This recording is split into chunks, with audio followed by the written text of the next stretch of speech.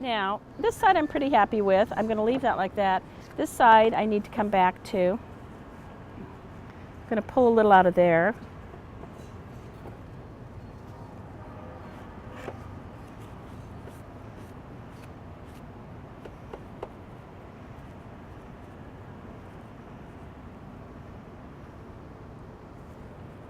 This is too linear. It's too up and down. I don't care for that.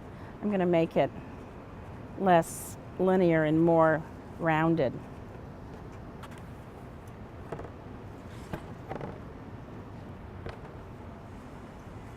Now I'm going to see if I can transfer any of this color from my paper towel, and this is too dry, so I can't.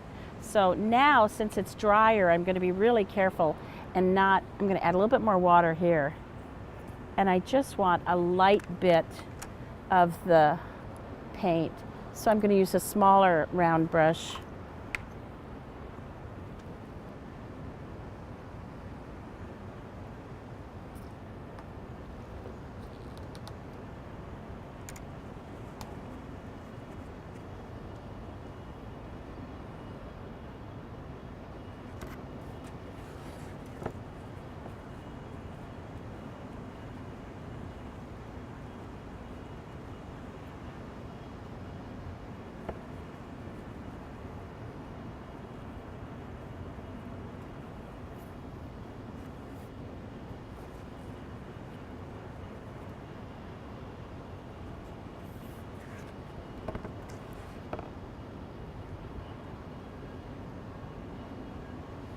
I'm pretty happy with that. Now the cool thing is that this particular building reflects a lot of the sun and the clouds. So I'm going to take off the tape here.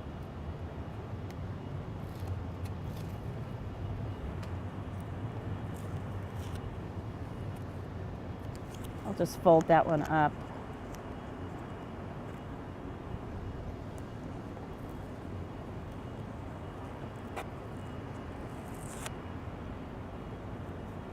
I'll fold this one up too because it's just this one building, not all of them. Okay. Cool.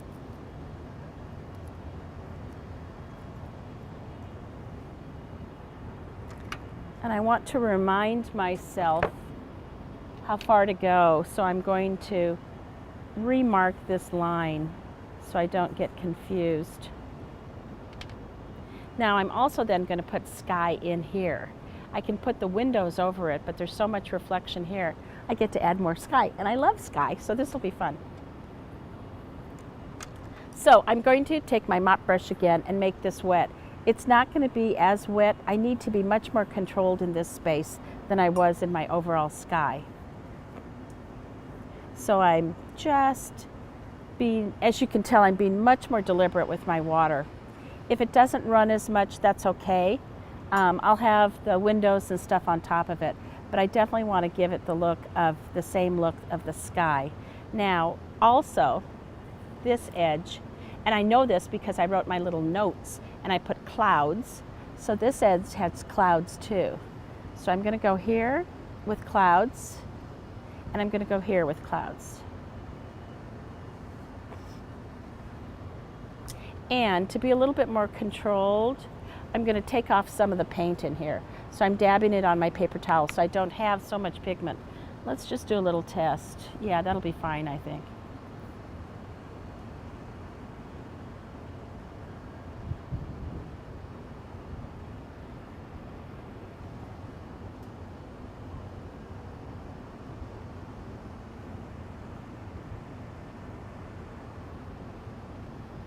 I have too much paint here. Too much water, sorry. I'm going to take that off. I don't want it to drip into my building.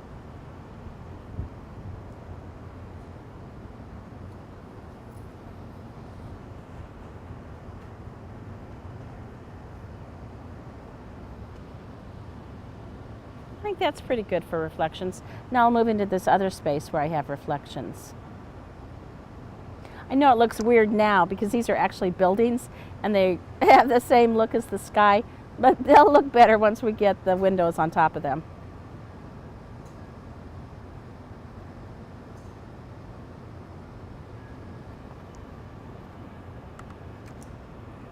going to rinse these all off so they'll be ready when I need them in a couple minutes.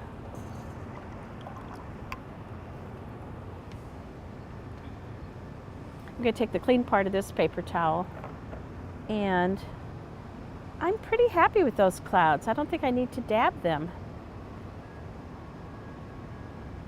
And again, this is the perfect time to watch your paint dry. You want to see what it's doing. If it's going to be making shapes that don't seem cloud-like, then it's a good time to fix it up.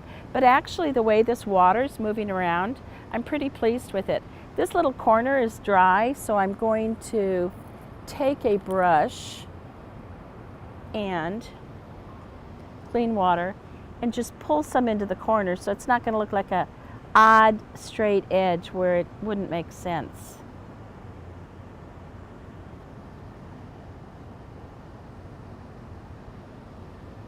Okay, I also have a note to myself, clouds. Clouds here. So while we're doing clouds, while we have our paint out, that is the cloud color, we'll work on that area too. So I'm going to take my mop brush, and I washed it off, but I want nice clean water in it. And I will move up to here.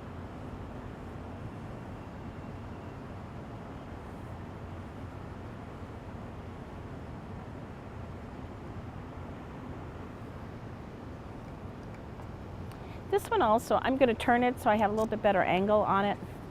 And this one I'm going to use my small brush too, so I don't get kind of out of control with my paint application. And yeah, this is going to be just right.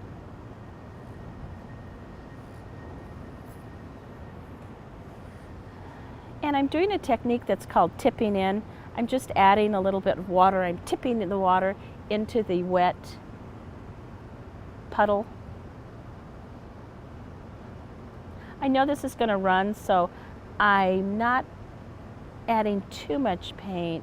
I'm trying to think like a cloud while I'm tipping in the blue.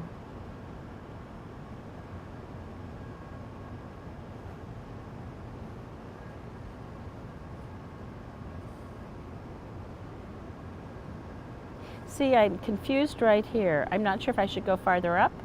I think I will. That one line is confusing me. That's why I write notes on it, because it's so easy to lose your place. What line is that? Is that a building? Is that a window? Is that an edge? So it's helpful to write notes to yourself. Okay.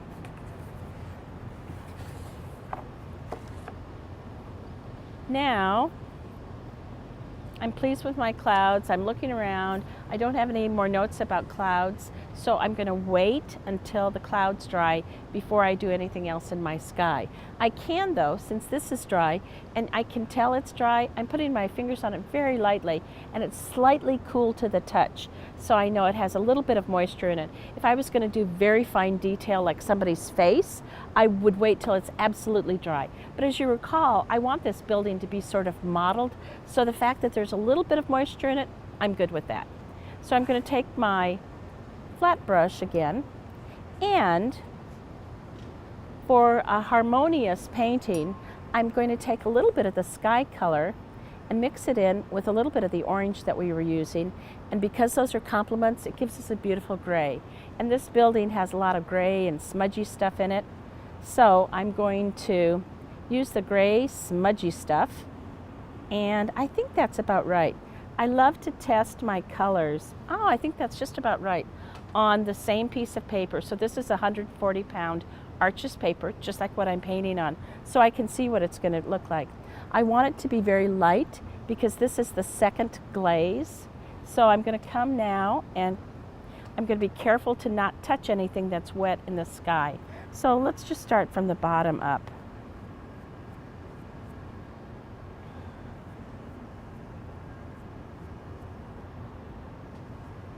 I'm going to add a little bit more blue. I'd like it a little grayer.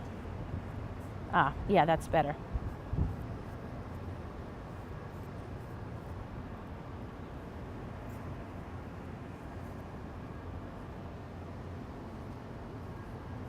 I don't want this hard edge, so I'm adding water now and just kind of spreading that out.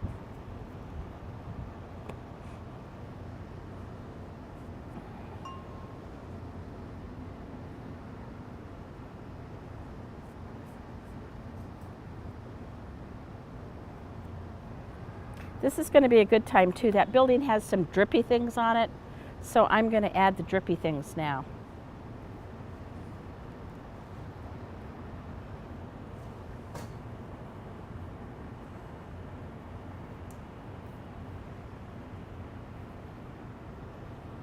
You can see how the light is changing. This is one of the wonderful things about painting outside. You actually get to experience the light, the wind. It makes it a special combination of all the efforts. A great collaborative effort of everybody involved here. The paint, the paper, the brushes, the wind, the sun. Okay, for the drippy things,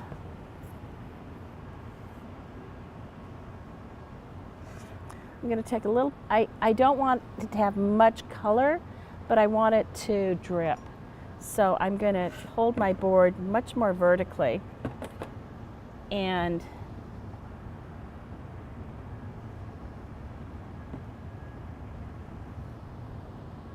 add drippiness.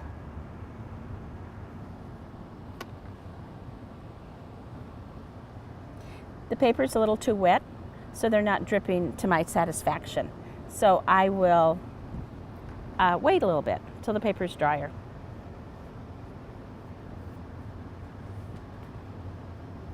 I like the colors I'm getting though.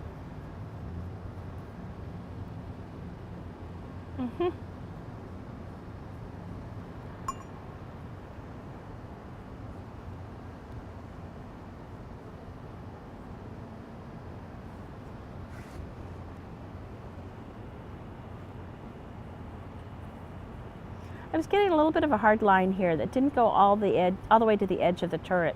So I'm taking my flat brush and I'm scrubbing out that hard line, and I'm adding an edge with my flat brush, a little bit more blue to add that edge. And I have a big backflow happening here where the water is pushing out. It'll push to a drier area. So I'm also going to take my brush and just kind of erase that. I don't want that backflow line. And because I'm working wet on wet, and because this is a modeled wall, I can do it. There's no precise effect I want to end up with. And if there's inconsistencies and anomalies, that's just fine. Again, if I was working on something that I wanted to be super smooth, I would not work wet on wet and come back in and rework this stuff, because it definitely adds to a very modeled effect.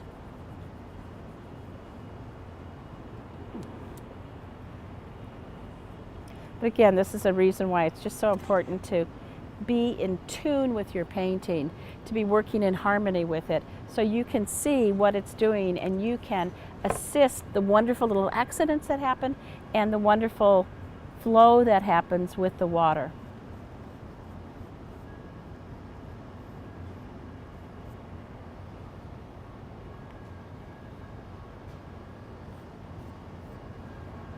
Now my brush is almost dry.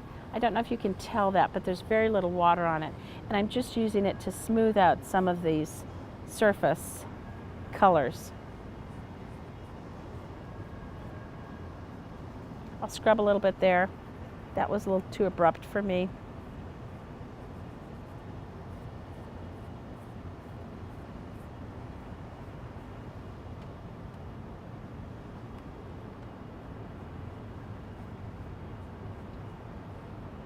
I'll add a little bit more color here. There's not quite enough color.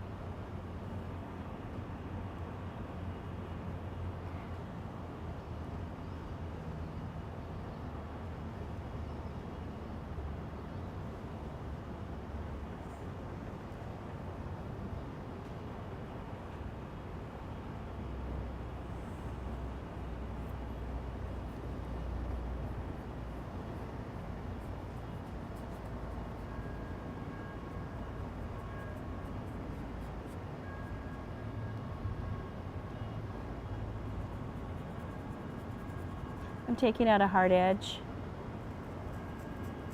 and just scrubbing it out.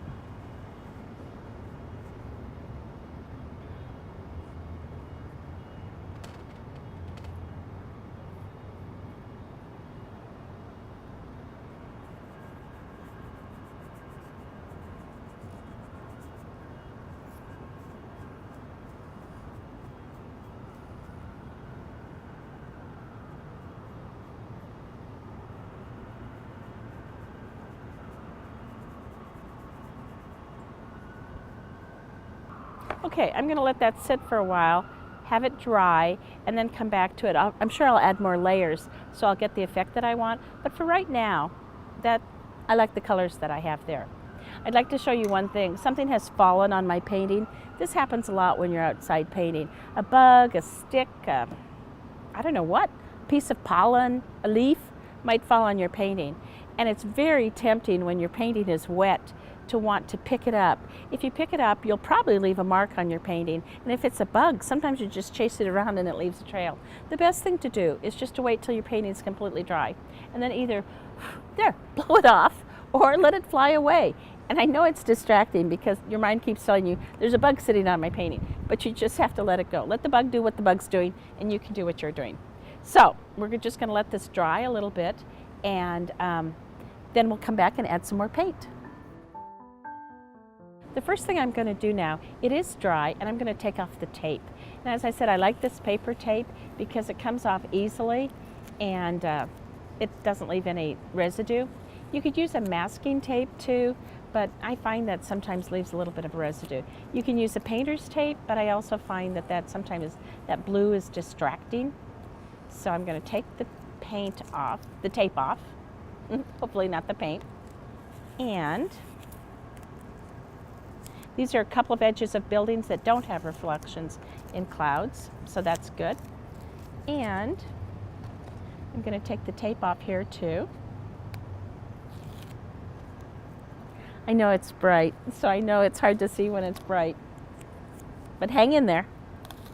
The clouds are changing every couple of seconds, so I'm sure it'll be different in a minute. Okay. So the next step, I'm going to add some of the darks. And one of the really fun things in this particular building, there's the reflection of another building. And when you have reflections in a building that has windows, you get this very mosaic-y, abstract. So I'm going to add some darks in a very staccato brush stroke that'll show that it's reflecting another building. So it's a gray, bluish gray, so I'm going to use a little bit of the blue that we have here. And then I'm going to also look for the complement, so that would be nice to take a little bit of this orange that we were using and dull the blue down a little bit.